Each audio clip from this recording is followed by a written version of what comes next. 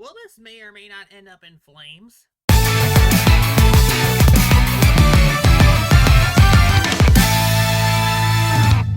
All right, let's go. And by flames, I mean, yeah. How's it going, everybody? This is Koma, and welcome to yet another tier list video. I figured because the first Sonic one did so well, you know what? Let's branch off to another game entirely. We're talking about Genshin Impact again. I am working on the next Genshin Impact swirly cast on Luma, but I think for fun, we're going to be doing what we did last time for the Sonic tier list video and ranking every playable Genshin character as of 3.2 and ranking them on this tier list. Before we begin, I do want to preface one thing in particular.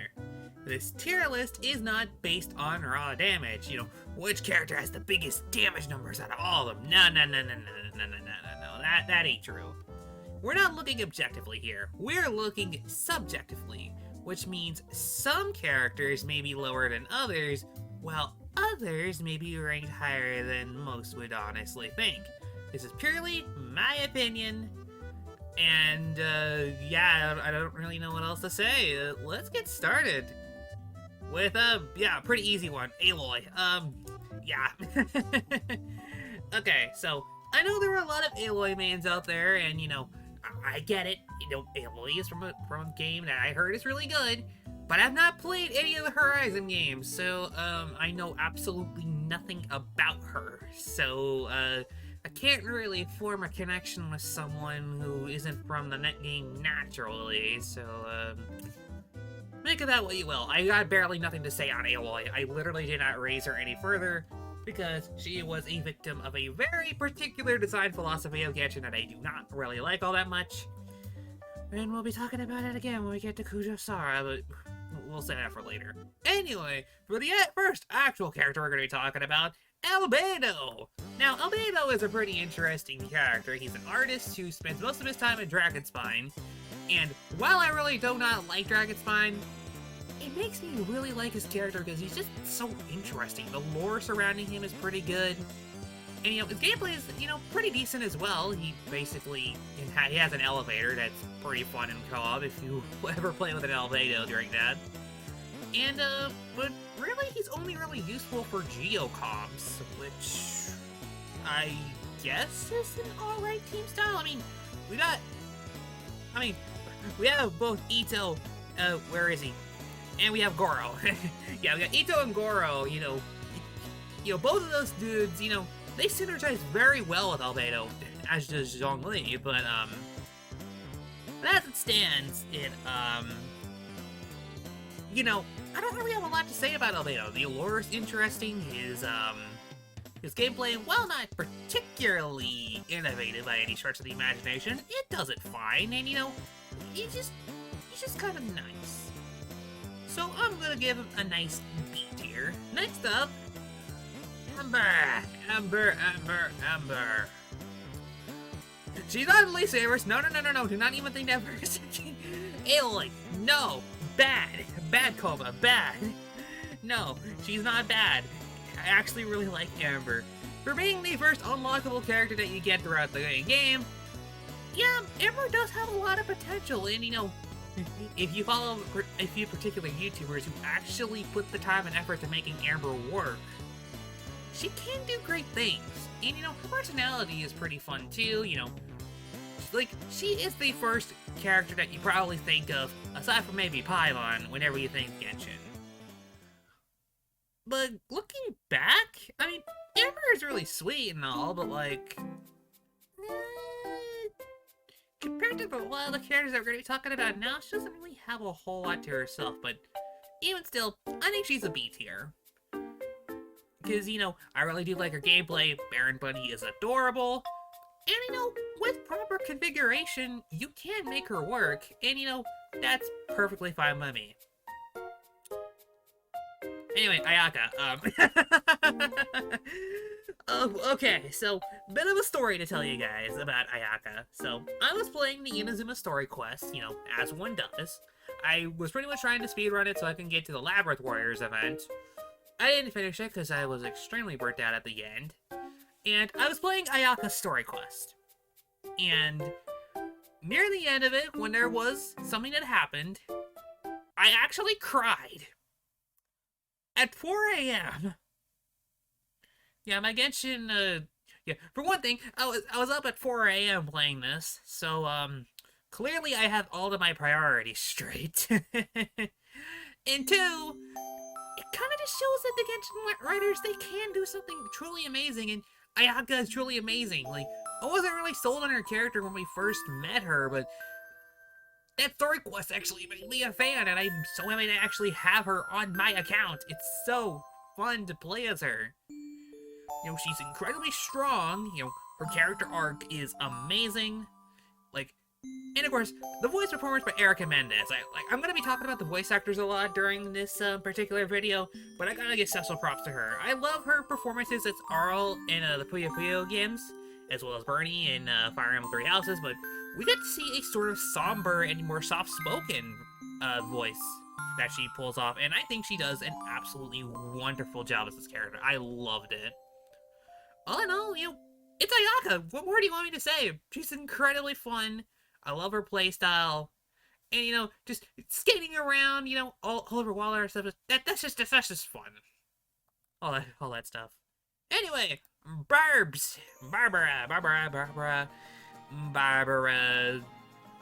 It may start with a B, but I'm putting it in C. You know, it may be a bit unfair to rank a healer that you get for free so low, but, you know, honestly speaking, I don't really have a lot to say about Barbara. She heals. She wields a catalyst. She's the Hydro character that you get for free. And honestly, that's about all you really need at this point. I mean, she did get better, you know, thanks to the Ocean Hued Clam set, which is an artifact that you can get in Inazuma. But, aside from that, yeah, I don't really have a whole lot to say. You know, her hangout event is pretty fun. You know, I do like the fact that she does have a sort of career as, like, a singer. You know, it's kind of fun.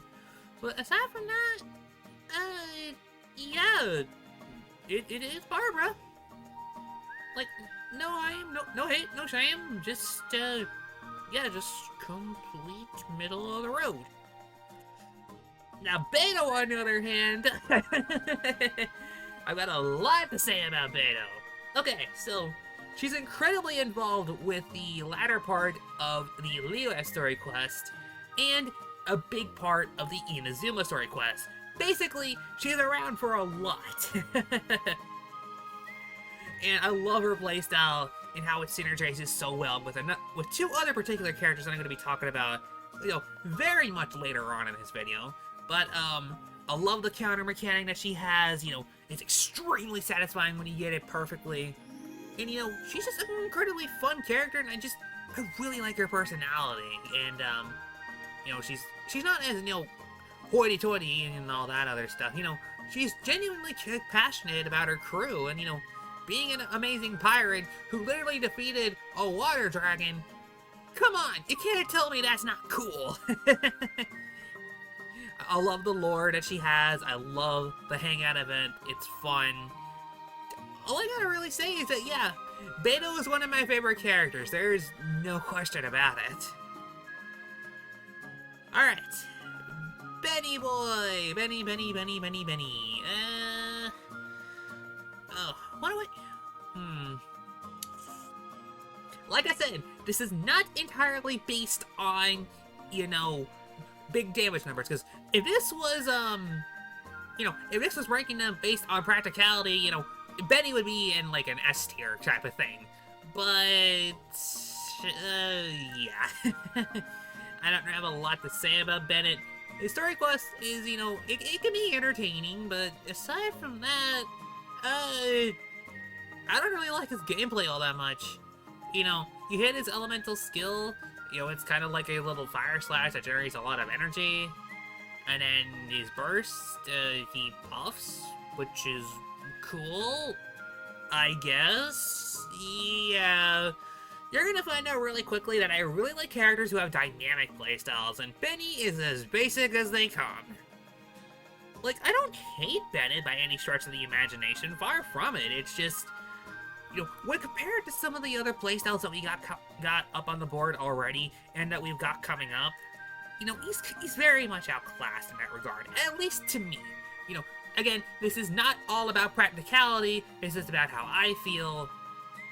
Yeah, I'm pretty sure I made the entire Benny Nation, absolutely weep. Anyway, time to flip the scales a little bit. Chung Yoon, A tier. So, yeah, Chung Yoon is a character that I did not expect to like as much as I did, and, and I do like the gimmick that, because he is a demon hunter of sorts, he has to kind of, keep himself cool. That's kind of why he's, he kind of looks like this. He has all the warm clothing on, You can kind of tell that, yeah, this dude, he's built for the cold. He likes popsicles, that's kind of an adorable little touch. And saying that event, aside from, a few of the endings I didn't really think were, too great, other than that, I think it was pretty good. And, going out and demon hunting and all that, it's a fun little thing. Although, I think it could be a little bit more expended upon, that other side of the thing.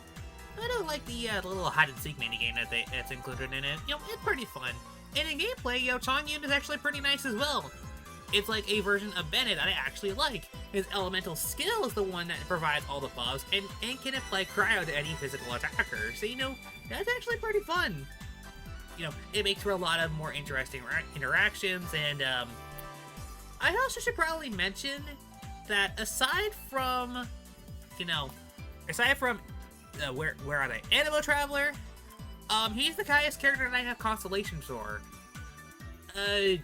Animo Traveler is above them at C6. I have Chung Yoon at C5. Keep in mind, I'm a free-to-play, so, yeah, this game really wants me to play with Chung Yoon, doesn't it? Though I don't exactly blame the game at all. Chung Yoon is pretty cool. Boo! You stink! Anyway, Deluxe, S tier.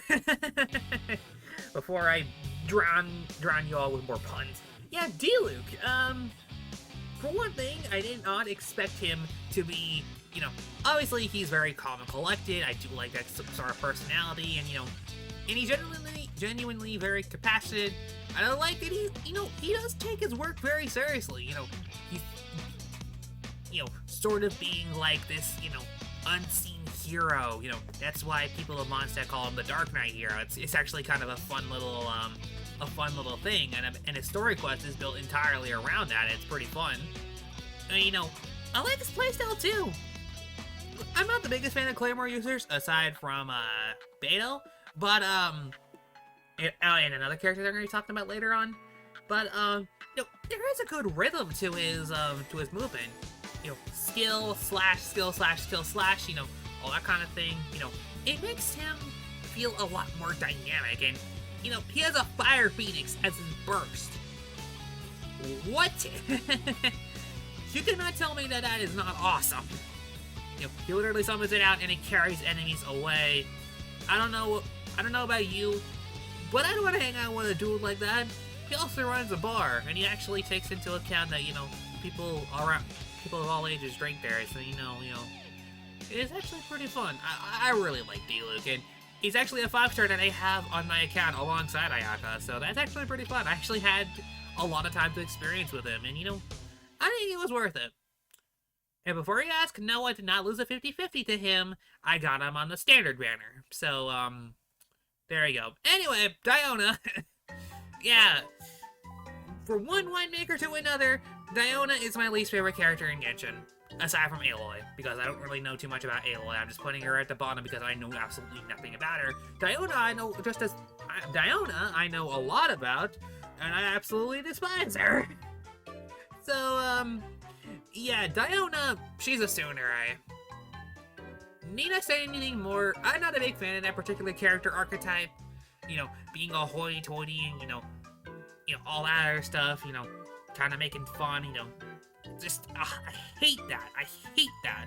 Diona did not get a proper rewrite, unlike Mona here, which I'll be talking about later. But, yeah, I do not like Diona. I thought her hangout event, while fine, it did nothing to service her character at all.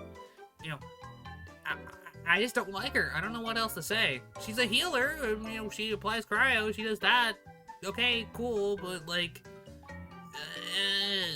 yeah, I don't have a lot of positives that I can say about Diona, unfortunately. Yeah, I don't like her. Yeah, that's probably going to be one of the hottest takes in the...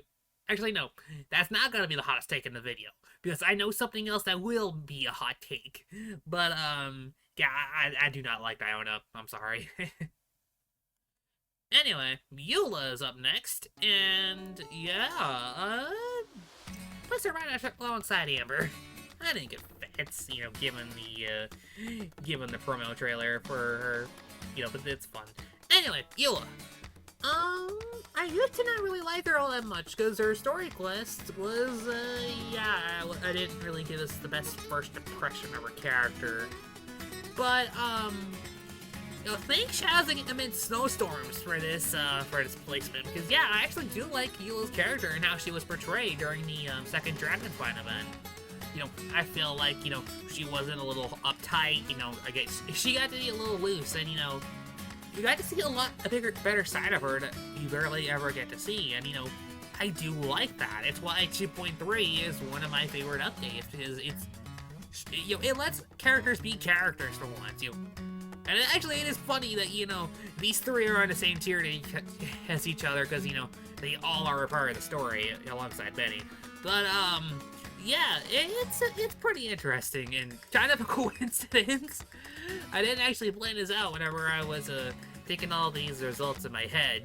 But, yeah, Eula, I mean, she's a physical attacker, but, like, I would prefer if she was a sword user, I'll be honest. Claymore characters, as I mentioned before with Deluxe, I'm not the biggest fan of, you know.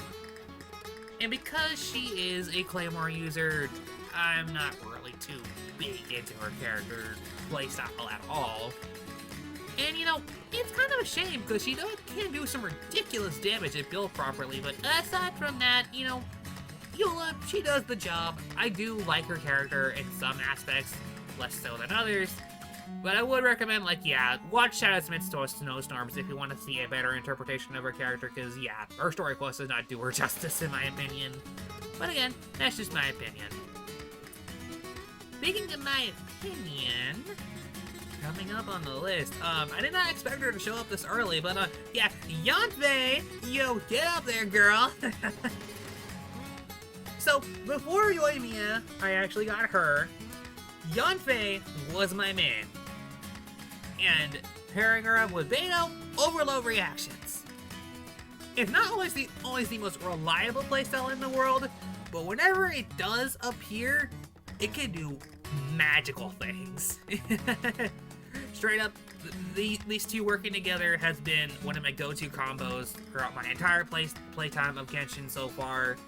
You know, it's not the most practical thing out there, and I realize that I could be building their artifacts better to make the damage a lot stronger, but as it stands right now, these two are a dream team, and I really like playing as them.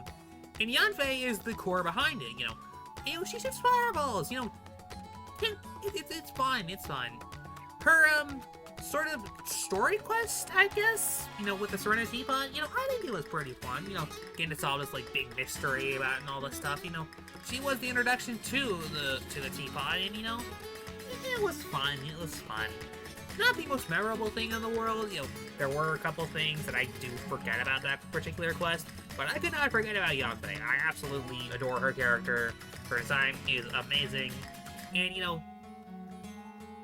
and I think the performance by Lizzie Freeman is also a good example of why I love her character so much. And, you know, she does have a bit of, you know, she does have a bit of perky side to her, and I do like that. I like that.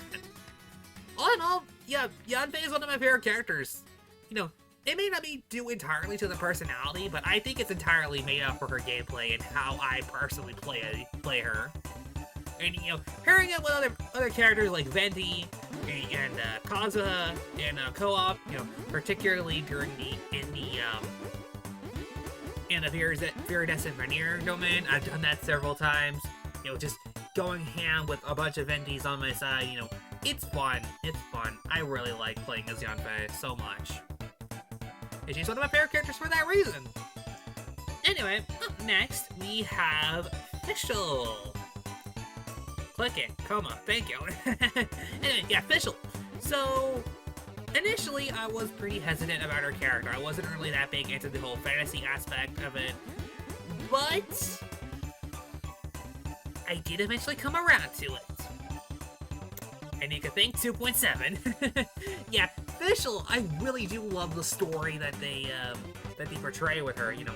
Because she is technically a princess from another world, you know, they kind of treat her with this, like, she is very roity-toity, but it's for a reason. She's a princess. And I do love the stories that she's put into. I think she's an incredibly fun and entertaining character, especially when she bounces off of Mona. And, you know, it's extremely fun. I really do enjoy that. And, you know, the second Golden Apple Archipelago event really did her justice. I love her characterization in that event, and I do love that we get to see a different side to Fischl. You know, it's incredibly entertaining, and you know, yeah, initially I was very hesitant to talk about Fischl, but you know what? Upon further reflection, I actually really like her. And you know, it's pretty fun. You know, getting to shoot bows, and you know, Oz is there with you. You know, he's a bird, he's a raven. You know, he's out there and he's having a good time. You know, I really do like playing as Fischl, and you know, she's a good support character as well. Whenever I feel like, you know, including another Electro Battery on my team, whenever Beta isn't just really cutting it all that much, I'll probably bring along Fischl. You know, just for that extra sense of accomplishment. And you know, she's fun. Anyway, next up, Ganyu.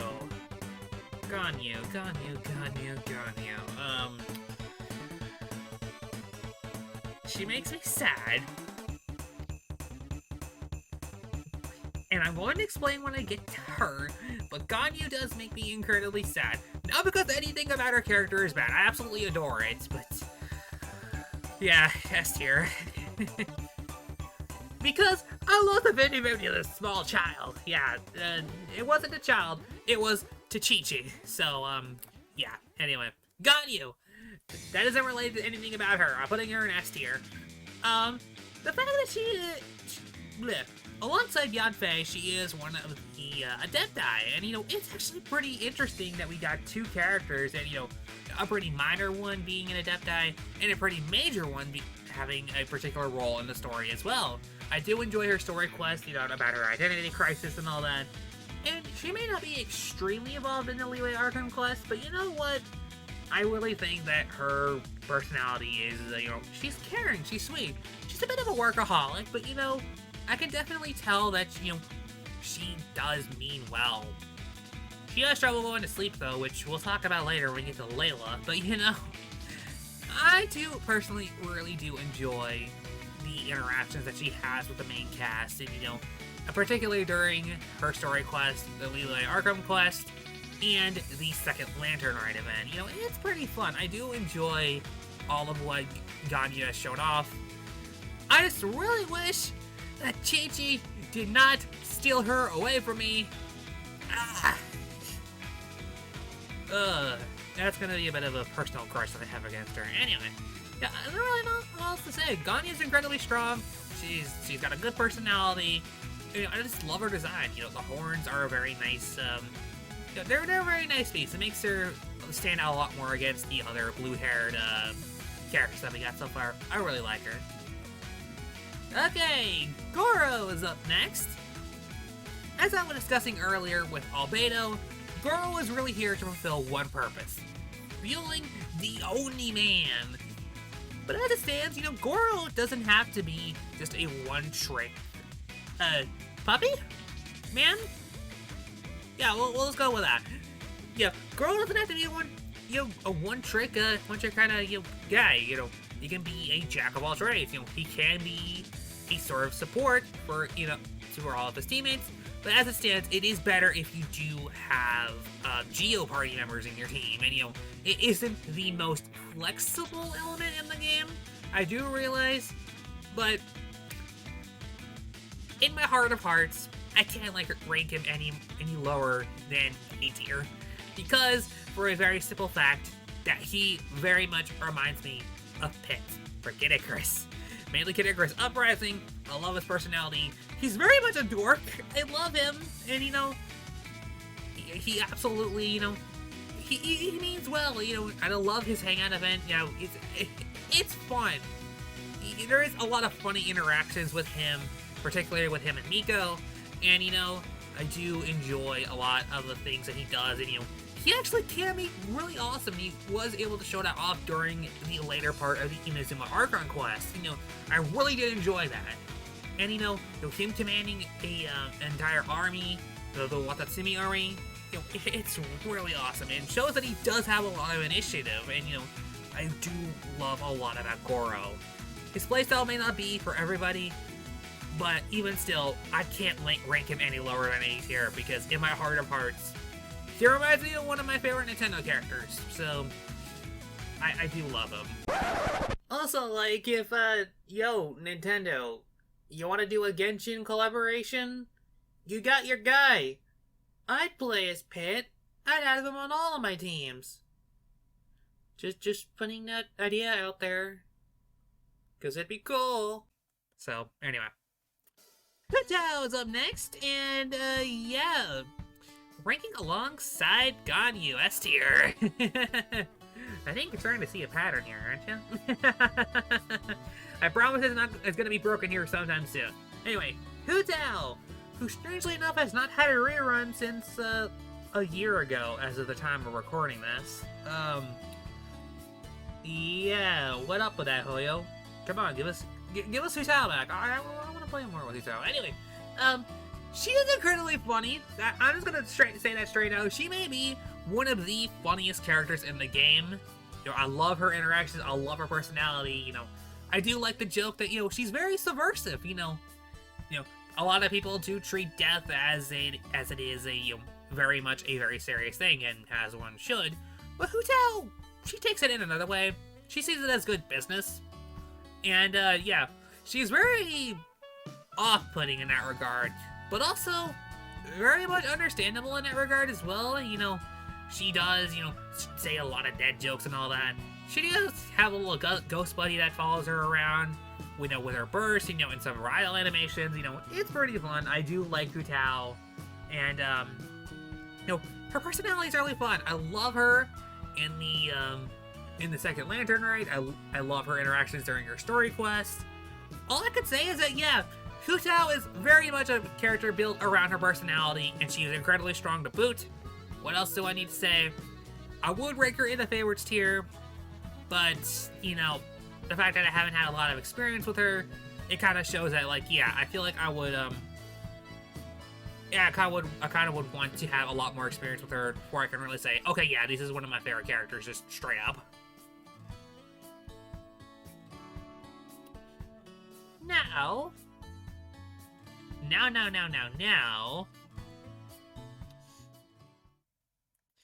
we about to go absolutely crazy. The Oni man, talking numero uno, Ito! Straight up the funniest character in Genshin Impact. I love his performance by Max Middleman. Just knocks it out of the park. He does remind me of a lot of his performance of Ryuji in Persona 5, but you know what? That makes me love him even more. He's in absolute riots during his cutscenes. I love everything that Ito was in. And, you know, it shows that Max had a lot of fun voicing the guy, and I absolutely adore the performance. And, you know, his playstyle is extremely fun. I love the fact that he has a little bullet he carries around, Ushi. And, you know, all I gotta say is that, yeah, Ito is one of my favorite characters in this game. There is no contest. He might actually be top 3, if not in the number 2 spot. It's not gonna be number 1, but he's definitely up there. I love Ito to death. And, you know, he's absolutely, you know, the definition of what some would call a himbo. But you know what? I absolutely agree. He's incredibly stupid, but that just makes him funnier. I love his stuff during his story quest, and especially in the Chasm. They did his character extremely well in both of those. And, you know, at the time of writing this, 3.3 is going to be coming out, and he's going to be getting a rerun. All y'all should get on this. Ito is incredibly fun. I love the guy to death. What else can I say? a performance and a lot of really funny jokes could really endear me towards the character, and Genshin has certainly done that towards Ito, so you know what? There you go. Anyway, somebody I don't have nearly as many positive things to say about next Kaya.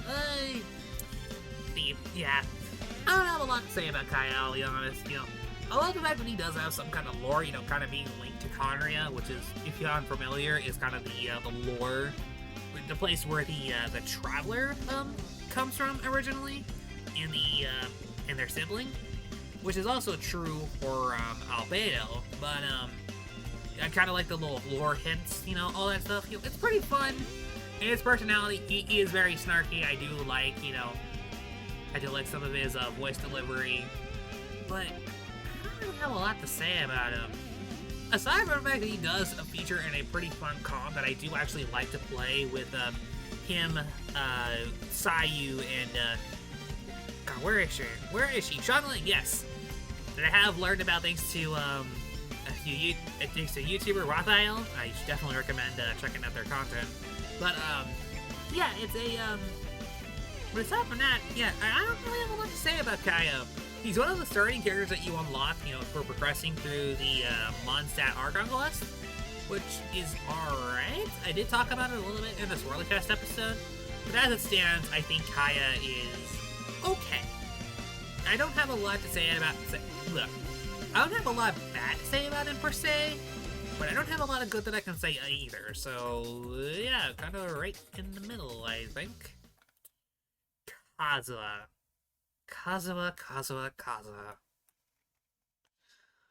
Oh, how I wish that I didn't have to skip you for Yoimi.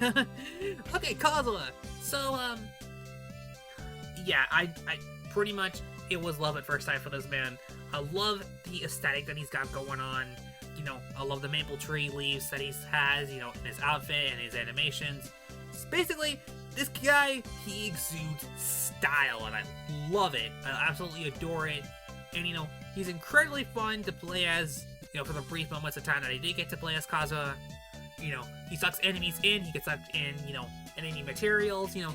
What else can I say? I do enjoy that aspect, you know, of his playstyle. You know, it actually makes overworld grinding a lot less of a hassle, you know, if you don't have somebody like Sucrose or Venti, which at this point I think you should probably have Sucrose. If you don't, then you're probably either starting the game or yeah, that's basically about it. You probably should have Sucrose already.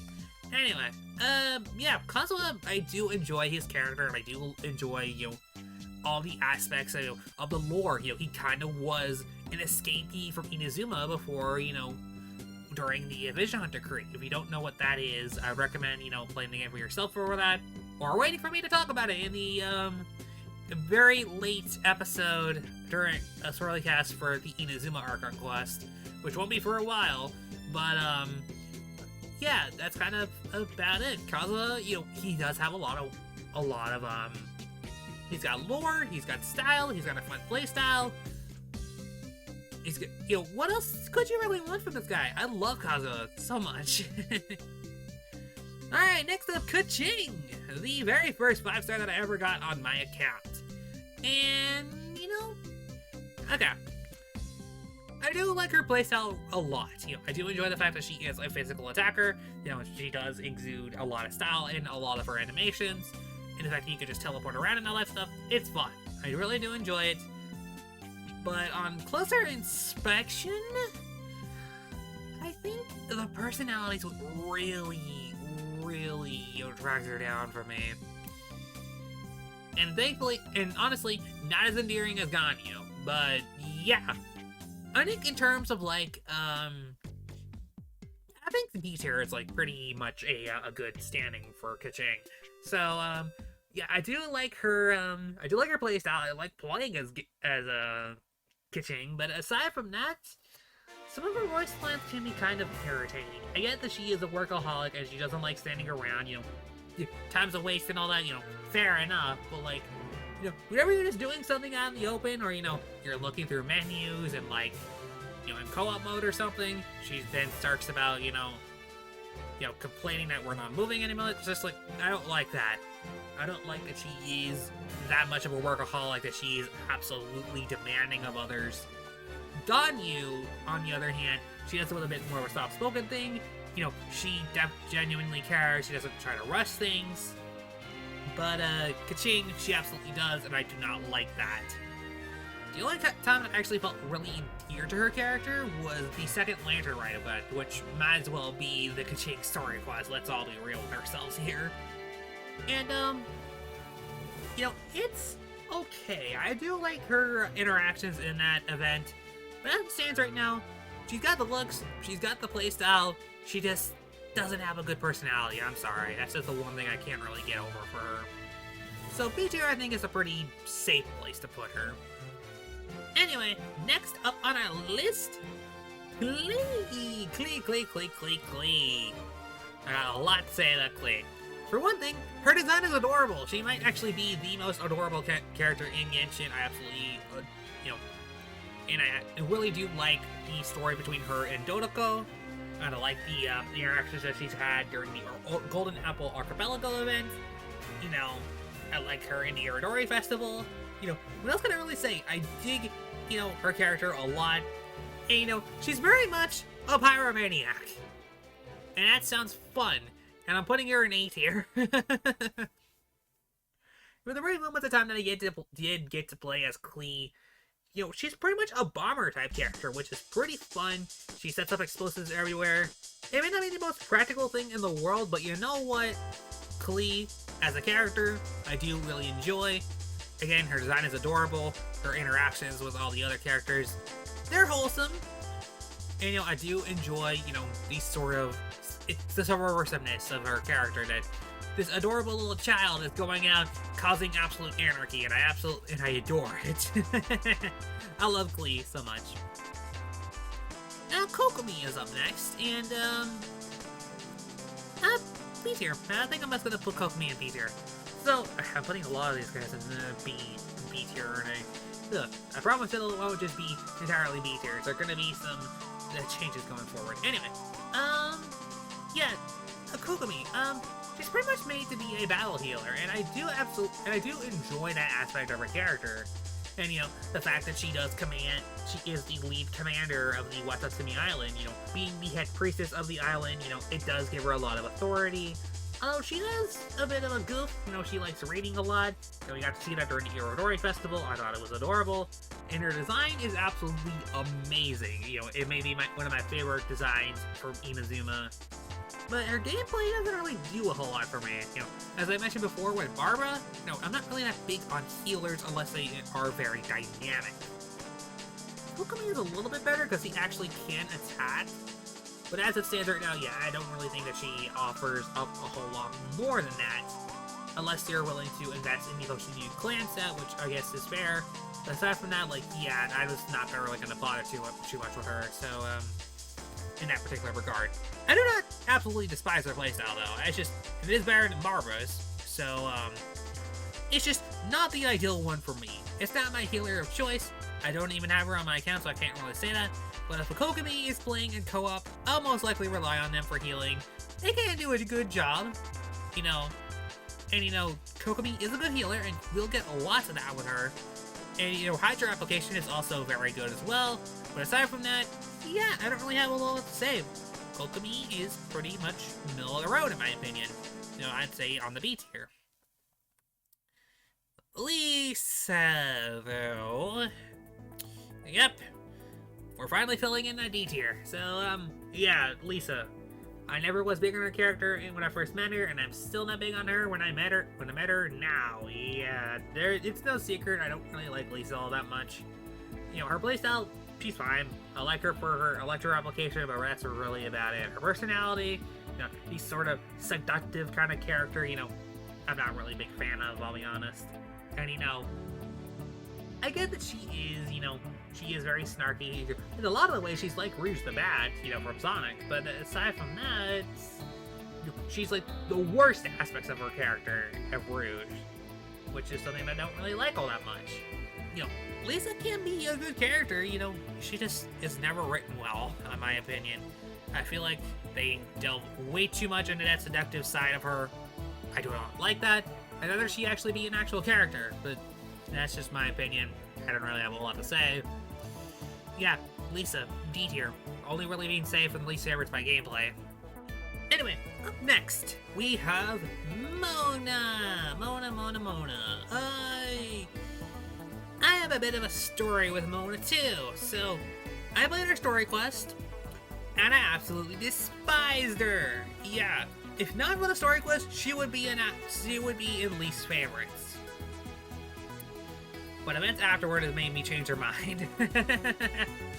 Yeah, you can really thank the second Golden Apple Archipelago event for her. You know, a lot of the other events that she shows up in, like Battles and Brews. You know, pretty much any time that Mona shows up now, she's with Fischl, and I feel like that dynamic is where her character is built strongest. I do enjoy their interactions together, and I do like Mona in terms of her design. You know, I love the whole, the astronomer. I do love the astronomer type deal. I love all of her animations. The effects are just insanely pretty to look at. Even if I have to play the game on the lowest settings possible, look at her animations while they're playing out on the highest resolution if you can. They are gorgeous. Possibly one of the prettiest characters to look at while playing the game.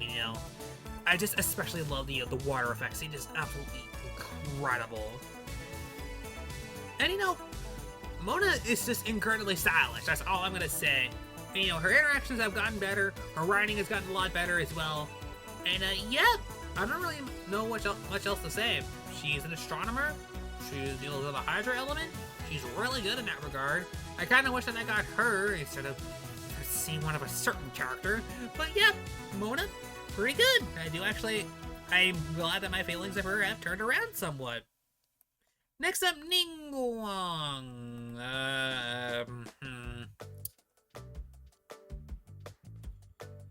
Yeah. Actually, no. Yeah, Ningguang, I'm not really that big of a fan of either. Kind of has the same problem as Lisa, only it has the effect of being worse, because it's actually the exact same thing that we've seen before, only again. And if something bad happens again, it makes it worse by default. I don't really enjoy her hangout event all that much. It kind of just deals with the whole ideologies of being rich and all that. I don't like that at all. In fact, I absolutely despise that. And, her playstyle is fine and all things considered. She throws rocks as a catalyst user. It's pretty okay, I guess. Yeah, I'm not really too big on Ningguang. I feel like if they wanted to have a rich character, they probably should have done something with a bit more, tastefulness than this. But yeah, as you can tell, it's very much a stereotypical rich person. And I do not like that. I do not like that one bit. It's only saved by the gameplay being okay. Ugh. Anyway, two Geo characters right after another. I see Noelle is up next, and yeah, C tier.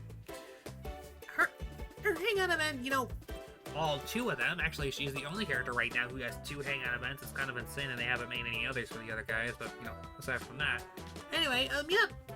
She's kind of she's incredibly flustered. She's a bit of a workaholic, I mentioned that 3 times up to this point, but she was the original one in that particular group. And, she's incredibly shy, she does try to do nice things, and, she's kind of like the cleaner for the Knights of Avonius. And I do enjoy, her trying to, be compassionate and all that. She genuinely cares for anyone that she's working with, and that's absolutely adorable. I like that. And her design is pretty nice as well. She's kind of like a maid, made up of knight's armor. It's pretty fun. I do enjoy that. It's just her gameplay is not really one that I'm particularly too interested in. She can spin around like a Beyblade, with her burst, but yeah, she's really just there for defense and shields and all that. Not bad by any stretch, but I'm still not big into her at all. At least in terms of her gameplay. She isn't really anything that special to me personally, but I do know there is a hardcore, Noelle fan base out there, and rock on, y'all. That was a pun because she's a Geo element. You know, anyway, next up, Jean. And, I feel just about the same as Noelle, actually. You know, I do like that she's, you know, the original, you know, animal character. She can pull things, pull objects in, you know, with her elemental skill. You know, and it's pretty good. If you don't have Kazuha, you know, that's actually a very good, instance of her skill. You know, she can point it towards the ground, and, you know, it actually can make material collecting a lot more snappy that way. Although, I would say that Kazuha does make it better because, you know, you could just, you grab in and go, but in this time you actually have to push it away, so, you know, it's whatever. It's more useful for enemies, though, I will say that. And, you know, she is a healer and an attack booster for her burst. Yeah, I can see why I don't really, you know, rank these particular, you know, characters that would particularly be meta, you know, like Bennett, you know, very highly, because I do not really enjoy their playstyle that much. But honestly speaking, I do like Jean more than I like Bennett, purely based on the playstyle, and, you know, she kind of is just a character that just kind of exists for me, I'll be honest. Not anything bad per se, I don't really have a lot of negative, but, like, she doesn't really have that big of a presence in the story after Mondstadt, and, you know, like, I think it's fair because Luma, but, like, I don't know, it would be nice if we got to see her, like, actually do a whole lot more than just showing up for the occasional Mondstadt event, so, yeah, it's really weird. Kind of wish that she did more, but aside from that, yeah, she's just kind of there for the most part. Ah. Yeah. Chi-Chi. So, she has destroyed 2 of my 50/50s. The first was Ganyu, turned to Lantern Knight. The second, Venti, during a Ballads and Brews. Yeah. You know that meme song where they say, "I for the Chi-Chi"? There's a reason why people say that, and they sing that during Genshin streams. That sort of bias has not gone away from me. I have been absolutely slammed, you know, in the face by this child twice. I never see one. I don't want that C1. Mona. I'm okay with a Deluxe constellation, I'll be honest. Chi-Chi. It's gross. And I know her playstyle isn't really for me anyway. You know, you can build physical Chi-Chi if you really want with Pale Flame. I did actually try that. I actually asked one of my friends if they wanted to do that. And, you know, they were cool with it. They actually helped me build, you know, a Pale Flame set. But you know what? Aside from that, like, there isn't really much a reason for a Chi-Chi to, you know, to play as Chi-Chi. You've got better healers and definitely better cryo characters. It's just, I don't like her. And the fact that she ruined 2 50/50s of mine just makes her worse in my opinion. Actually, no. Lisa Everts. Yeah. You know, meme Chi-Chi is fun, but any regular Chi-Chi I do not like. And her constellations are absolute garbage. I'm sorry. The fact that she has stung me twice, you know, fool me once, shame on you. Fool me twice, shame on me. So, shame on me for thinking I actually could avoid this child. So, you know, whatever. Yeah, that's kind of just a, yeah, whatever. Anyway, let's go on to a much more positive note. Thanks to the Balance and Brooch, I have a lot better opinion of Razor. His playstyle is actually, you know, pretty fun for being a Claymore character. He's pretty standard in that regard. But, when you activate that burst, yeah, he straight up, like, he goes what many JoJo fans would call a stand. And also, I think of it as a persona, but, you know, but he has a little wolf buddy, you know, that he follows around, and, you know, that thing does insane damage. You know, it's extremely fun to just go absolutely hamming a lot of enemies with a Razor's burst. I just love it. You know, his personality, you know, he's very light in terms of that. But, you know, he's very endearing with his whole wolf family type thing. We got to see a lot of that thanks to Ballads and Brews. it's incredibly heartwarming to see all of this stuff, go through. I do enjoy, the interactions that he has with all of the other characters. I love the, particularly his interactions with Klee and Venti. And, I just think Razor is just, he's a wholesome wolf boyo. What can I say? I enjoy his character. Even if, initially I didn't have the best opinion of him, he warmed up to me. It's really good. I love Razor. Just not as much as the S tier or the favorites characters. I really gotta build him at some point. He'd be pretty fun to come up with Team Comp for. Rosaria! Yeah. Nah, I feel pretty safe on that. No, Rosaria, a lot of the Mondstadt characters are down here. Actually, I think the entirety of the Mondstadt crew, almost the entirety of the Mondstadt crew is in Seeger. I think that's kind of funny. But, yeah, Rosaria, she is definitely the most unique out of all the, the 4 stars that are available in, Mondstadt. But aside from that, I mean, she has a spear. She has a cool little ice lance. She teleports for her skill. Yeah, that's just really about it. She's kind of like a, I just don't really have a whole lot to say about her. She's just like Jean in that regard, even though they are totally polar opposites. I don't really think that's it's not a fair judgment. I am willing to admit that right now. But aside from that, like, yeah, I'm not really big on Rosaria. Not because I don't like her, but it's just, I just don't really think that she's too exciting, Like, we've talked about a lot of characters so far, and, like, almost all of them, I at least had something I could say about them. But aside from, even the bad ones, but even still, like, Rosaria's just kind of the one that I just, yeah, she is there. She is fine. She does her job, but she doesn't really do a whole lot else. And the same can be said for Kujosara, and I think there's a reason for this, and I'm gonna get into it now. Yeah, I'm just gonna go ahead and put her in C tier right now, because I don't feel really fair in judging her as of right now. So, I only played as Kujosara once. That was when I unlocked her for the very first time when I first started playing Genshin. This was around the Raiden Shogun banner, the first one. And a big thing that I don't actually like too much about Genshin is that level up materials for other characters are available in other regions.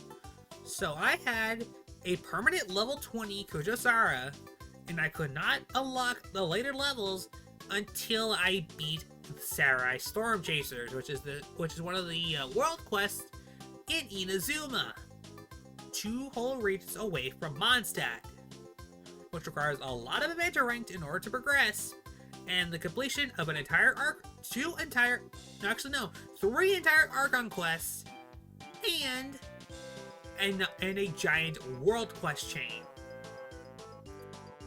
Can you say that it's overkill a little bit, Hoyo?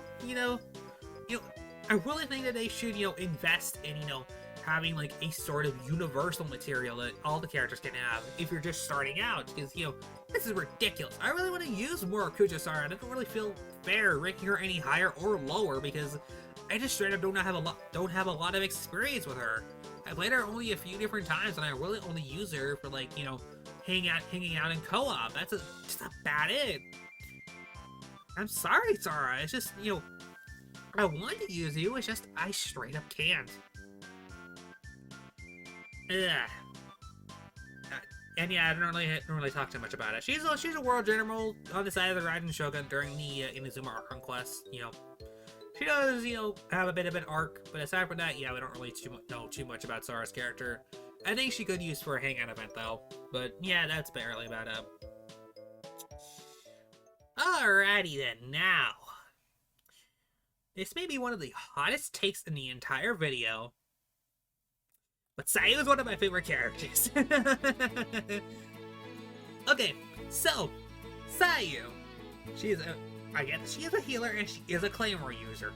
However, she has the things that makes up for it tenfold. Her elemental skill lets her move insanely fast, and she is an animal unit. So, That means you're picking up, reactions with her. Fire reactions, cryo, electro, all that stuff. It makes her insanely fun to play with, and again, I talked about this when I was talking about with Kaya. Her, Kaya, and Xiangling, make up a pretty fun team comp that just spins around a lot. Having, Xiangling's in Kaya's burst, while Sayu is just rolling around, you can't deny that sounds fun, and it is fun. I actually gave it a try. It's fun. I really do love it. And, she does a lot of her, and, she does her job very, very well. She's a very good healer. If you have the C2, it makes it, makes her kicks a lot more, a lot more potent. And anytime she picks up a new reaction, it means that, characters get healed, and her Regina burst, it's really good. And if you ever see one, it attacks and it heals at the same time, which I do. It's really nice. I do enjoy Sayu's playstyle a lot. I know it isn't for everybody, but I just like going fast, and I like really, this whole, dynamic thing. That's why I was kind of criticizing, Kokomi, Barbara, and especially Chi-Chi for not really being like dynamic for not really like being dynamic healers. Sayu is, and that's why I love her playstyle so much. And plus, she does have a lot of funny interactions, during the Iridori Festival, her hangout event, and the Inazuma Archon quest as well.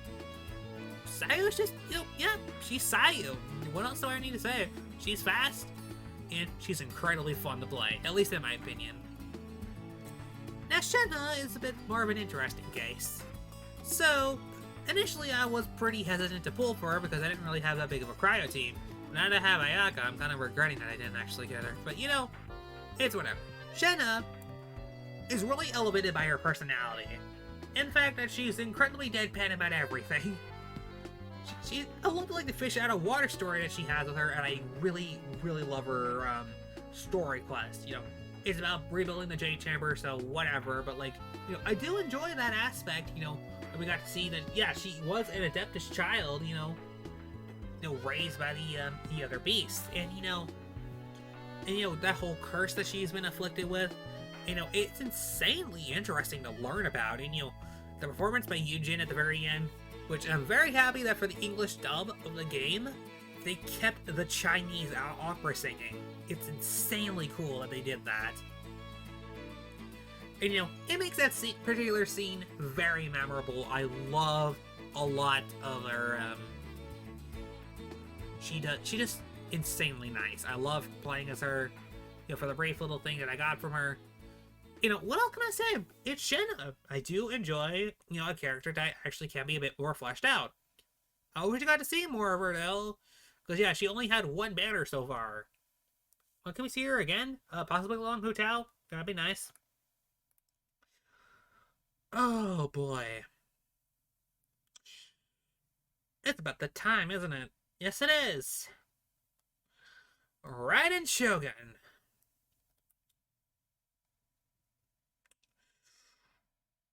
Nuh-uh.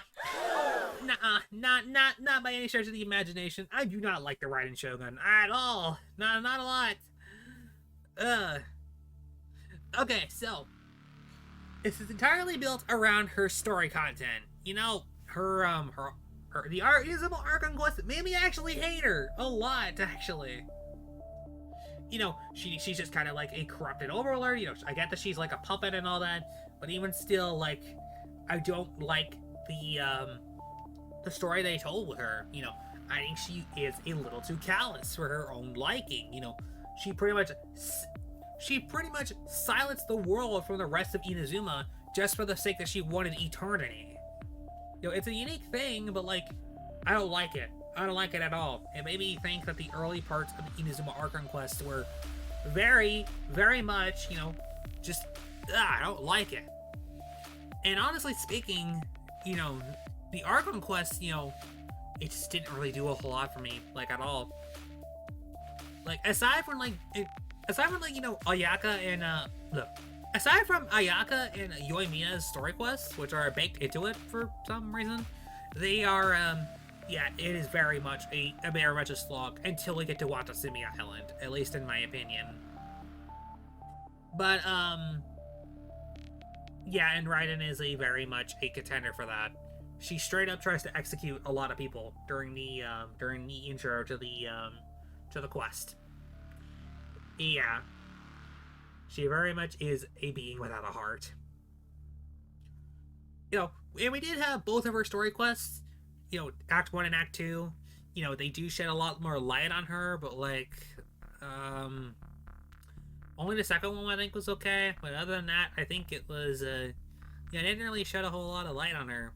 The first one is pretty much more like a day date with her, but the second one actually had a bit more lore, and I feel like that's the one that they should have went with for the first one. But what are you gonna do? So yeah, this may be one of the hottest takes in the entire video, alongside Sayu being in the favorites tier. I don't really like the Raiden Shogun all that much. Her gameplay, she's incredibly strong and being the Electro Archon, and what many people would consider to be the strongest unit in the game, but again, this is not measured by strength, this is measured by how much I like the characters, and I don't really like the Raiden Shogun all that much. Her playstyle, is incredibly strong, and she can be fun to play, but yeah, that's about it. Don't really have a lot else to say. Sucrose. Actually, yeah, Sucrose. No, S tier. Sucrose is one of my first ever characters that I got in this game, and I absolutely adored her playstyle. She's a bit of a klutz, I do realize that, but you know what? She is an incredibly good support character, and one that I've consistently had on a lot of my teams, and even the most recent one with another character we're going to be getting into later on. I think it really just exudes, she's very flexible in that regard. We don't get to see her a lot in these story quests. She's a part of a Mondstadt and all that stuff. We don't actually get to see Mondstadt a whole lot anymore. But other than that, yeah, Sucrose. I do enjoy her character. I think her design is adorable, and she does have a bit of her lore is a bit messy, I will admit. But you know what? I do think that she has a lot of appeal as a sort of a free-to-play Kazuha. If you don't have Kazuha, you can have Sucrose. And I do think that she has a lot of merit to be played over Kazuha, and likely Kazuha has a lot more merit to be played over Sucrose. But even still, she's incredibly adorable. I love her design. I love her gameplay. She's an incredibly good support character. Wanted to have had consistently on a lot of my teams. She's been with me since the very beginning. I can't rank her any higher, or I can't rank her any lower. Oh boy! Guess what time it is, my friends? It's Tartaggle's time, also known as Child. And when we're talking about the Leland Arkham quest, I want to straight up rank this man in B tier. But his story quest just had to happen, and I'm putting him in A tier. Okay, so Child. I do think that his love of battle is pretty interesting. I think that it is very interesting that we actually get to have a member of the Fatui who is an active member of the Fatui, might I add. Looking at a Scaramouche coming out in 3.3, or the Wanderer, I guess if you want to call it now. But yeah, Child is straight up a member of the Fatui, which is, if you don't really know who that is, that's basically the evil organization, behind a lot of problems in this game. But yeah, getting to see his passion for battling and all that stuff during his story quest, and the fact that he actually does have a family who does support him, and he supports them back. I don't know, I think that's just a really nice touch. It shows that he isn't just malicious, and he isn't very malicious at all. It definitely shows that he does actually have a heart. And despite the fact that they are mortal enemies pretty much, he does actually have a sixth sense of respect for the Traveler, I do honestly kind of enjoy this side of Child that we don't actually get to see in any other thing. I enjoy that aspect very much, and I think a lot of characters should really learn from Child in that regard, having that sort of subversive side to him, and I just really do enjoy his playstyle a lot too. I like the fact that he can switch between ranged and melee attacks. He's the only bow character to do that. He's incredibly fun. What can I say? Child. he's really fun. I do enjoy a lot of his interactions, but I feel like, you know, he could have a lot more content than he actually does get. So, you know, it's whatever. Okie dokie, next up is Toma. Kinda sounds like Koma.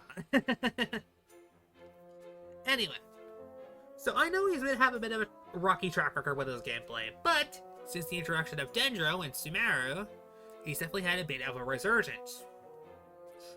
And you know what? I don't really care too much about that.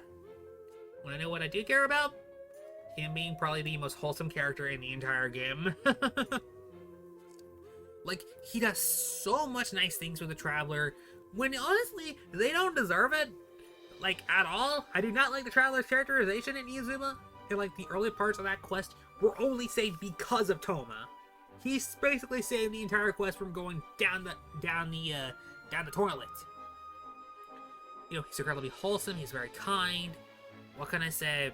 Toma is just, you know, I think everyone would like a man like Toma.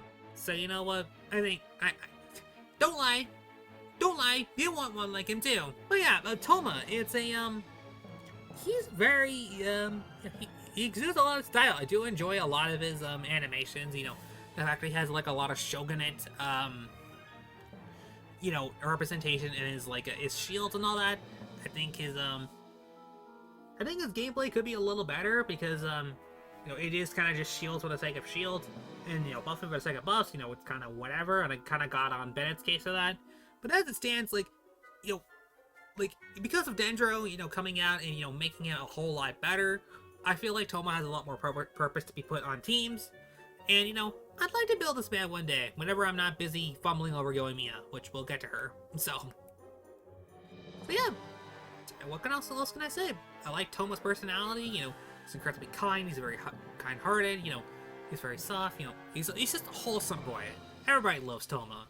Even if you don't love his gameplay, you gotta love this man for all the stuff that he does for the Traveler. Oh boy, here we go again with another character that I'm gonna be putting into my favorites, Venti. And oh man, okay, I've been waiting for this. You know, Venti is my first ever favorite character in this game. I absolutely adore his playstyle. And, you know, his interactions are always entertaining. And, you know, I do enjoy the fact that he does, you know, speak a lot in rhymes. You know, he is a bard, and I do enjoy, you know, him just kind of like, you know, constantly saying like a rhyme or two. You know, it kind of shows that like, yeah, Venti is, you know, incredibly intelligent and very clever in that regard. Even if he is a roaring drunkard. So, yeah, he drinks a lot of wine. But even still, like, yeah, Venti, he's fun. And I think a big reason why I love his character so much is because of the performance by Erica Harlacher, who many of you would know as the voice who does On in Persona 5. I think she does an amazing job voicing Venti. You know, I can definitely hear that, you know, that a bit more of that sneakier, you know, he's definitely supposed to sound like a lot more silly and a lot more, you know, sneaky-like. He's kind of like a child in that regard, you know. I can definitely hear that, that innocent side to him. I do enjoy that. It's pretty fun. And, you know, a lot, and the fact that that Erica does sing, you know, during the Ballads and Brutes event, you know, kind of feels like, yeah, it was incredible talent that, Hoyo, put out there, and I just gotta praise that performance for just being amazing. And, you know, it's kind of like a voice that I think of when I think of Venti.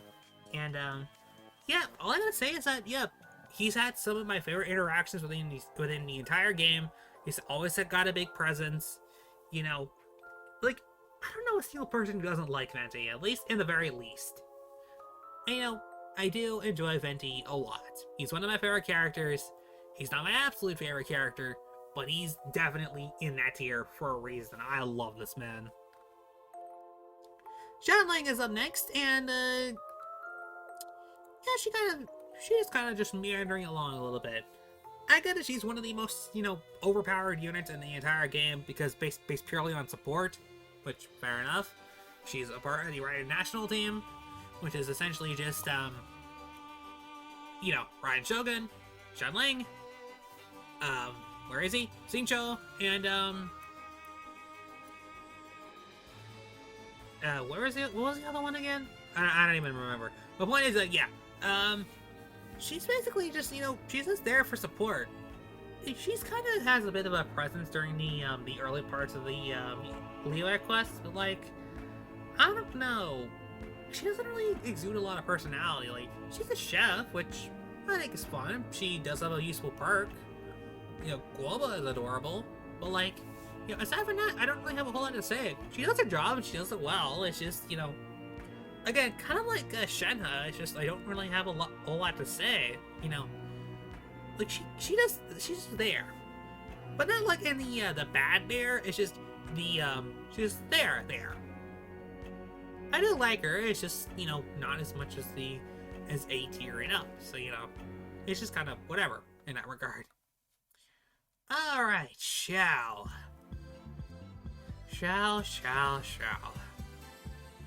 Probably one of the most lore-rich characters in the entire game, and honestly, one of the most fun. So Xiao, his whole thing is that he's based on aerial combat, and I absolutely adore that. His burst lets him, do like a bunch of plunging attacks, and it's absolutely strong. He gets a lot of charges on his elemental skill, which is essentially just an air dash. What can I say? If you like fast-paced combat, you get Xiao. It's incredibly fun. I do like a lot of the lore that he has. Him being, related to the Adepti. It's incredibly fun. The Chasm event does showcase this beautifully, and it shows like a lot of sides to Xiao, and I absolutely adore that. He is a bit of an edgelord, but you know what? Xiao is awesome. I don't care what anyone says. He's S tier.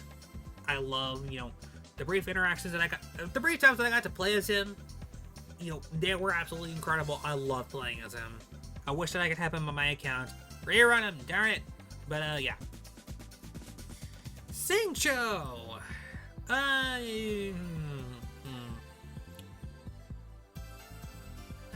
C tier, yeah.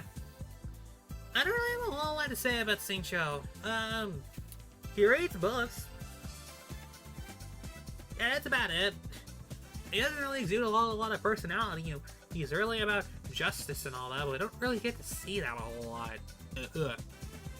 I guess as a fun fact, before I move on and completely forget about it for Xinyan, which, fair enough.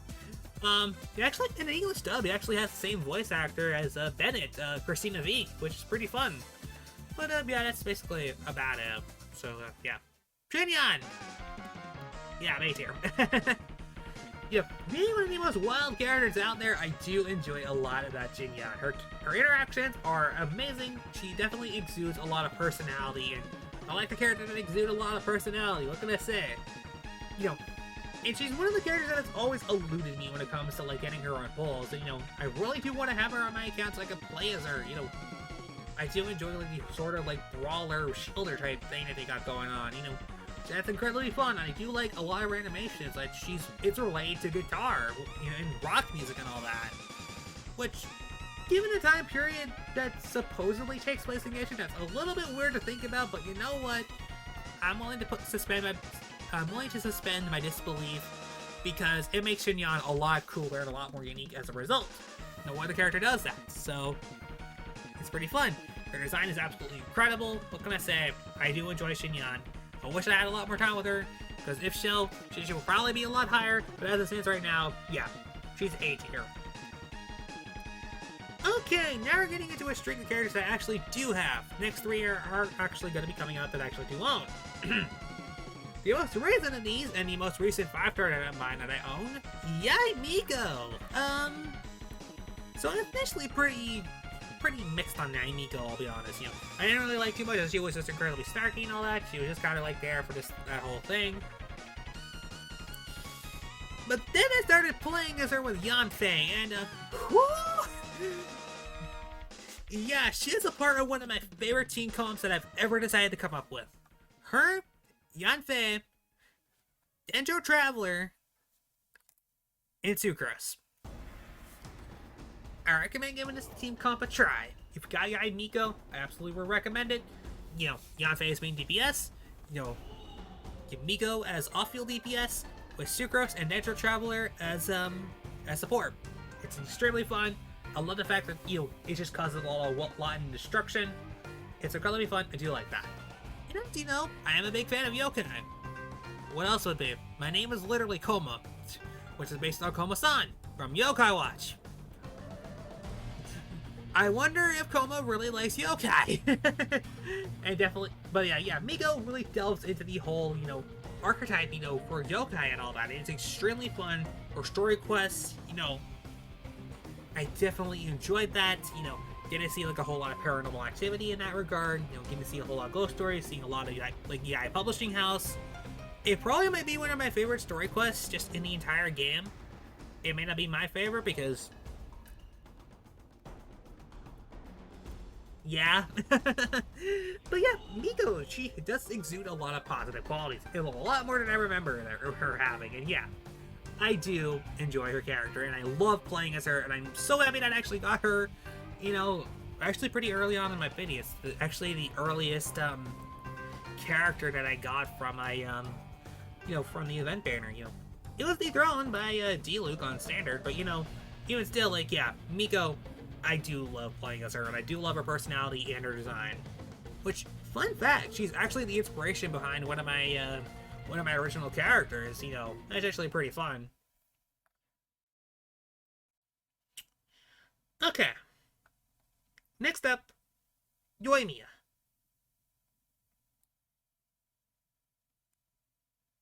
No!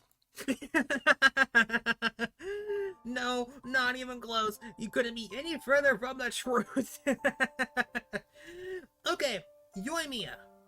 So, I have a bit of a story to tell. One of my friends was streaming Genshin in a Discord server, and, they were in the middle of playing the Yoimiya story quest, during the interim for Inazuma. And, that was my first ever proper introduction into Genshin. And she was there.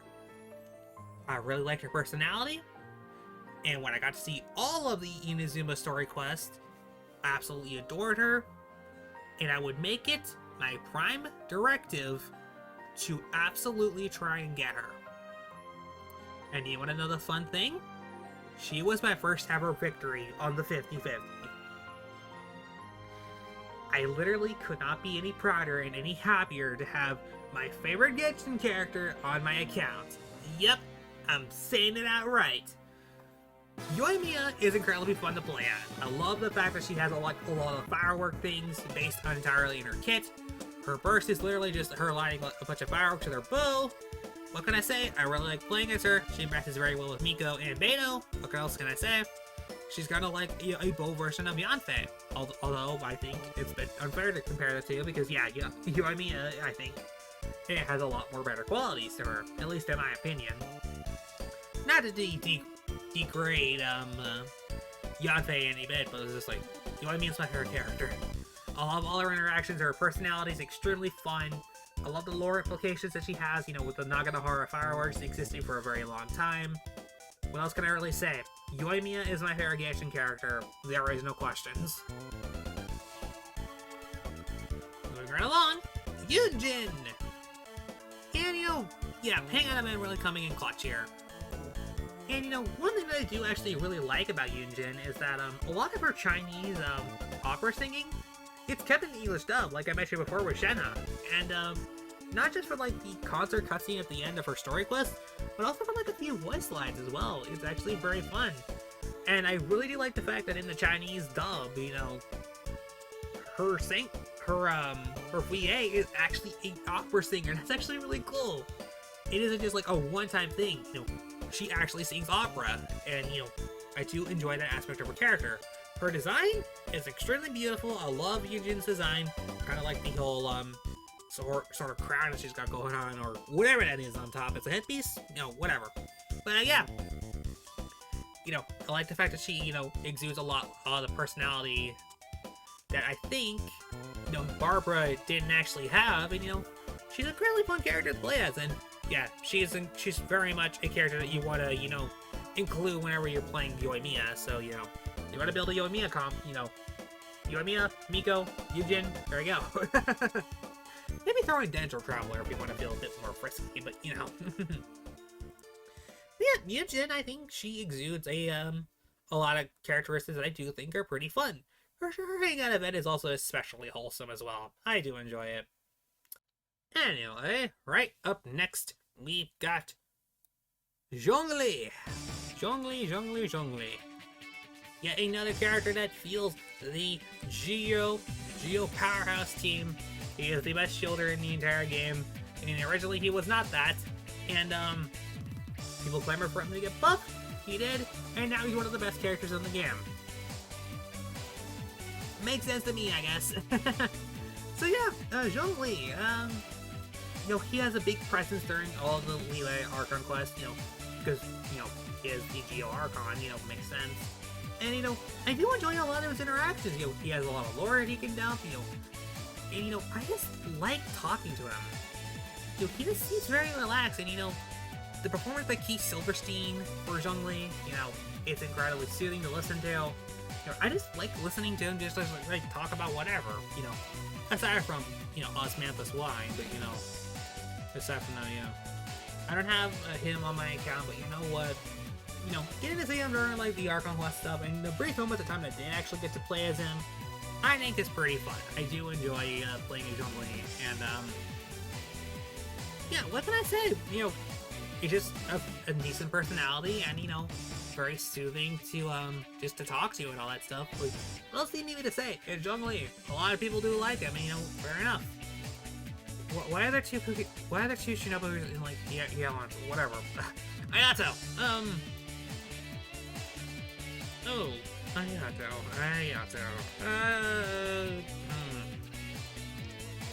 This is one I'm a bit conflicted on. Do I put him in B or put him in C?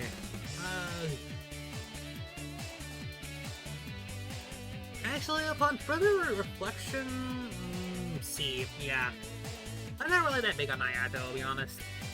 Compared to his younger sister, like, yeah, I think he exudes a lot more that, royalness, kind of like being a, being a member of the Kamisato clan, having, like, a lot of responsibility to Yuzuma. I think that's, interesting enough, concept to go off of. Aside from that, like, I don't really have a whole lot to say about Ayato, because, yeah, I don't really like his personality all that much. Like, he likes boba, so, that's interesting. I need to try that at some point. That's a topic for another time, though. But, yeah, that's really about it. His playstyle, it's fine enough, I do like the fact that he does, have, like, a lot of, does, like, raw illusions, can't be a decent DPS character, but aside from that, like, yeah, Ayato. He's the brother to Ayaka. It's, yeah, he's alright. Not the best, not the worst. He exists, I guess. Shinobu is up next. Head, second in command to the Arataka gang. And one that I did not expect to like as much as I did. So, yeah, Shinobu. I actually do really like her, her interactions in the Kazam event. I think that's where she did the most. She's pretty much in when Ito was out, and I do actually like that she was involved in the plot at some point, and she actually is rather intelligent despite being a part of like a bit of a gang. It's kind of it's kind of an interesting dynamic that he got going on. Ito is an idiot, and she has to be the one to set things straight. And I think the performance by Erika Lindbeck, it's actually pretty fun as well. Even if she does sound a little similar to Rafina from Puyo Puyo, but you know what? I can look past that. I do like her performance in this game as Shinobu. I do enjoy it quite a bit. And her playstyle's pretty fun too, and it actually got a lot better thanks to Dendro. I can say that about a lot of characters, I'd say. But, yeah, Shinobu. I got her C too. It's pretty alright. I do enjoy a lot of aspects of her character. Her hangout event is pretty fun. What can I say? It's Shinobu. A tier. Now, Yelan. You know what? Right alongside Shinobu, I actually do really like Yelan quite a bit. I like the fact that she's kind of like an undercover agent of sorts for the for Ninglong's business. I do actually think, her acting like a lot, very underground, very remotely. I do like the fact that she does take things seriously, you know. Like, yeah, I do enjoy that aspect of her character, you know. And her playstyle, oh, her playstyle is so fun. I like the fact that she can move around very quickly. You know, she does charge up her charge shots very well. What can I say? I do enjoy a good support character, and I do enjoy, like, a nice damage and I do enjoy, like, a light. What can I say? I do enjoy a lot of good support characters, and I do like somebody who moves around a lot. The only caveat, I think, is because I don't actually own Yelan. I would like to at some point. I don't really have a whole lot of experience with her aside from her story quest in the Chasm event. But aside from that, like, yeah, Yelan. It's, she's incredibly fun to play as. But I think I'd like to get a lot more experience with her before I could say, like, yeah, she's an S tier or maybe even favorites. But that's being a bit too generous, at least right now.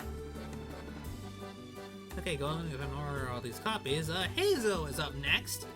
The last character released in Inazuma, during the Inazuma chapter of the game. Not the last Inazuma character, period, because we've got a Wanderer coming out pretty soon. But Heizo, actually, I'm thinking B. Like, his personality is pretty fun. His hang at event, you know, includes, like, a lot of aspects, you know. He is definitely very, you know, he's very snarky, I will say that, you know. He isn't afraid to crack a joke every once in a while. And, you know, I do enjoy that. And, his playstyle is pretty fun, too, you know. I like the fact that he's the only Catalyst character to actually, you know, use somewhat hand-to-hand combat. Like, dang, this dude moving around like he's, you know, all over the place, you know. It's pretty fun. It's only beaten out by, the Wanderer coming out pretty soon, you know. That's actually going to be kind of a thing. And, yeah, Heizo, you know, he sucks enemies in, you know, he gives them a Falcon Punch. Yep, he's incredibly fun to play as, and, you know, a pretty safe DPS character that you can build with, like, a lot of characters, you know, Yai Miko, Beidou, you know, honestly, I'd probably say, like, Klee, Amber, you know, basically, if you can get a character that, you know, has consistent, you know, application, you know, I feel like you might be able to get a lot out of Heizo. It's pretty fun.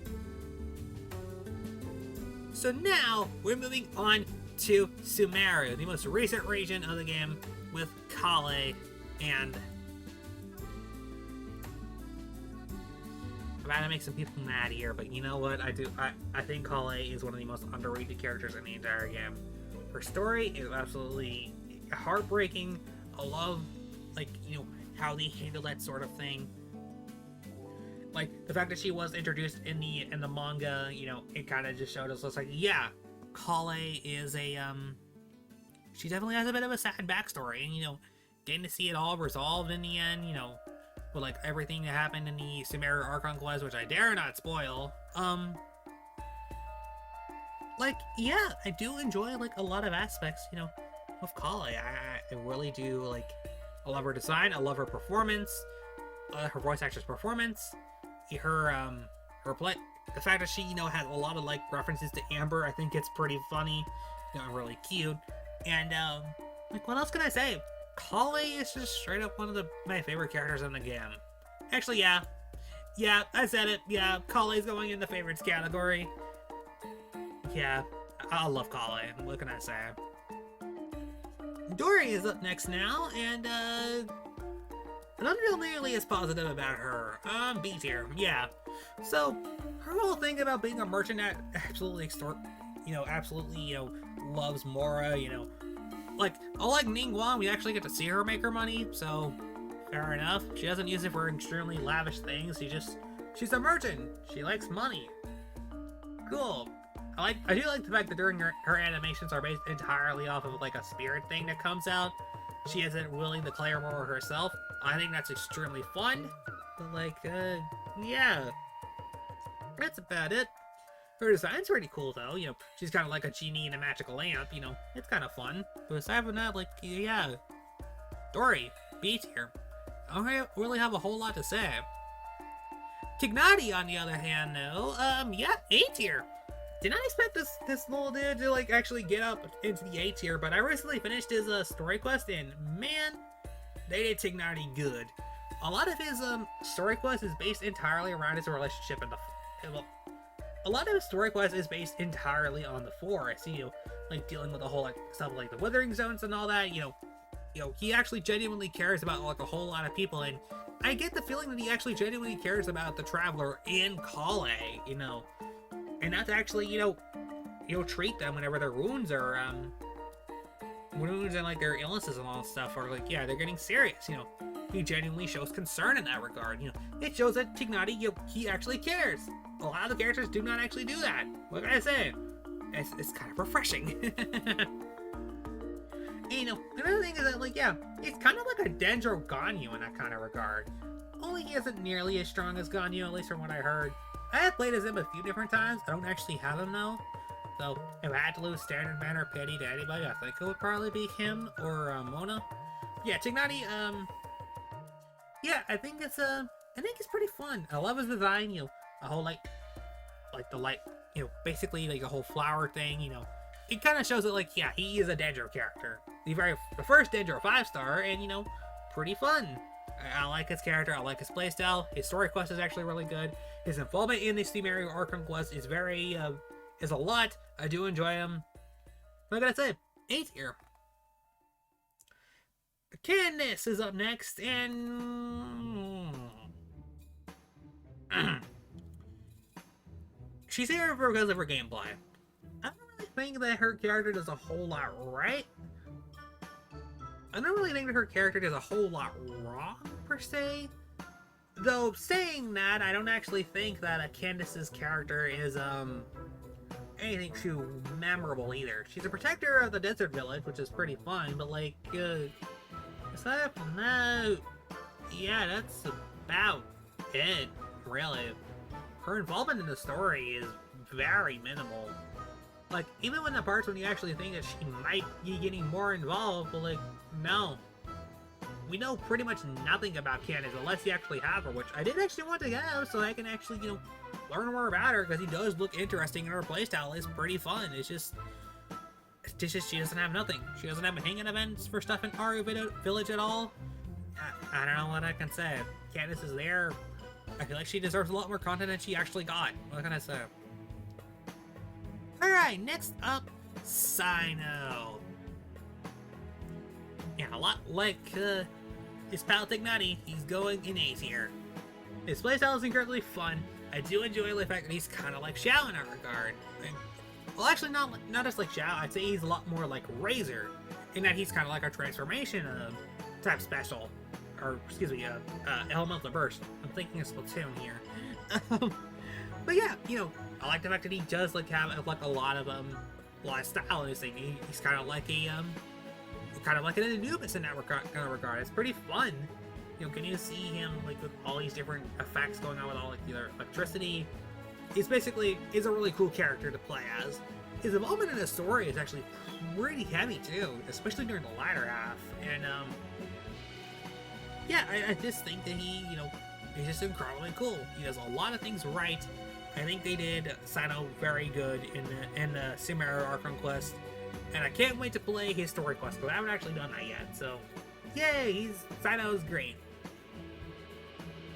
And next up, Nilou.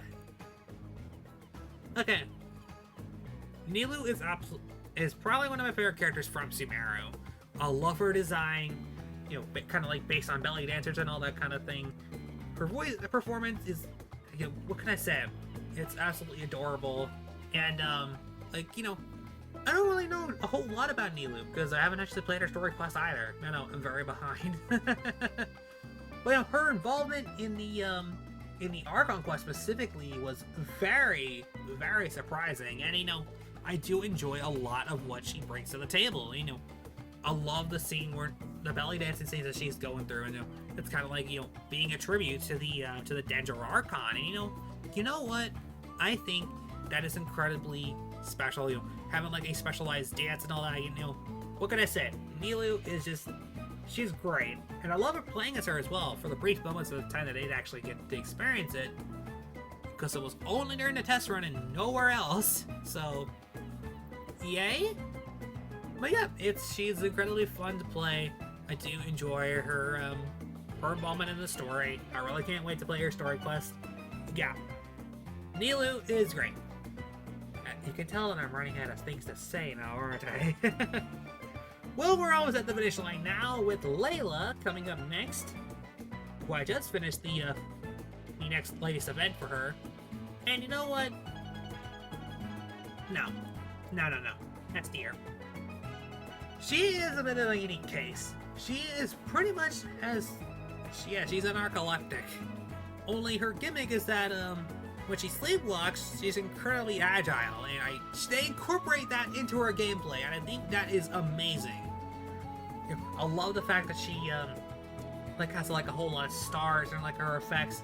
Her normal attack is literally shattering a star in half. She's definitely one of the most animated 4 stars out of the entire bunch, and I do think that goes a long way to make her character feel a lot more special than it actually would be. I recently got her on my account, and yeah, I can't wait to experience more of her.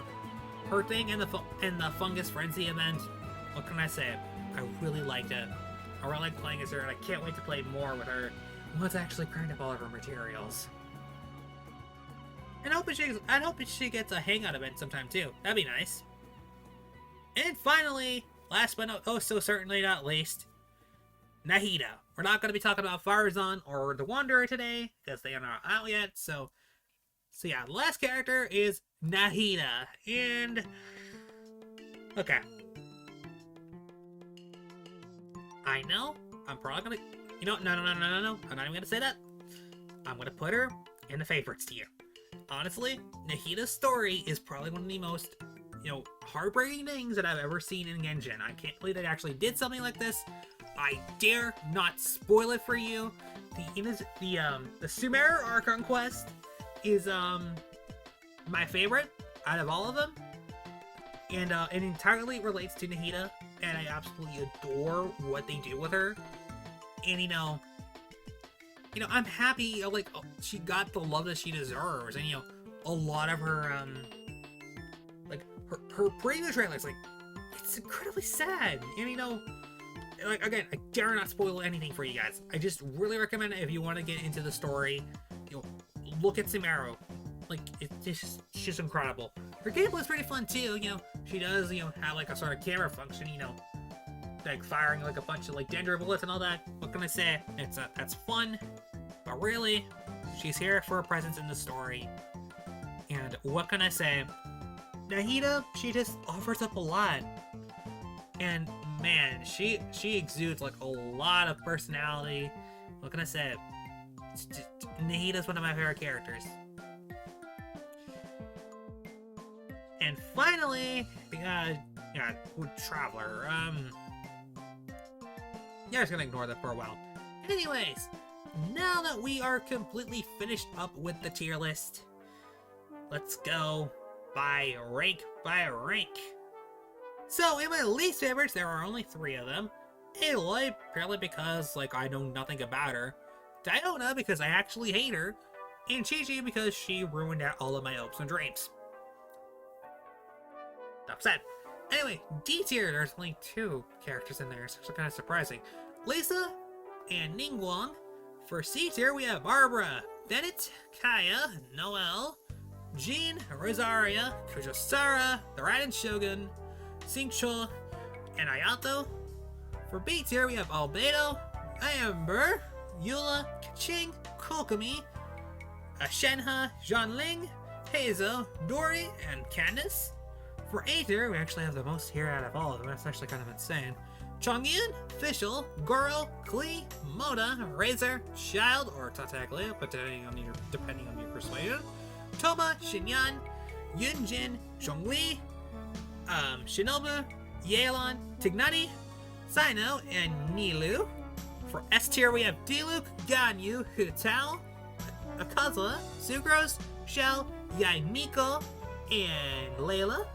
And for my favorites, Kamisato Haka, Beidou, Yanfei, Arataki numero uno Ito, Sayu, Venti, Yoimiya, my beloved, Kale, and Nahida.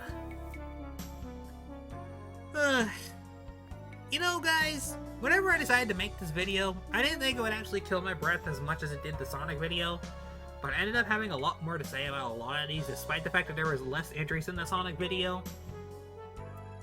I'm probably gonna go lay down. But either way, thank you so much for watching this video, everybody. I hope you have enjoyed. Yeah, that's all I really gotta say. So yeah, until the next one, until the next tier list, whenever that may be, or the next video, whenever that may be as well. Anyway, I'm getting out of here. I'm gonna go take a nap. Bye bye!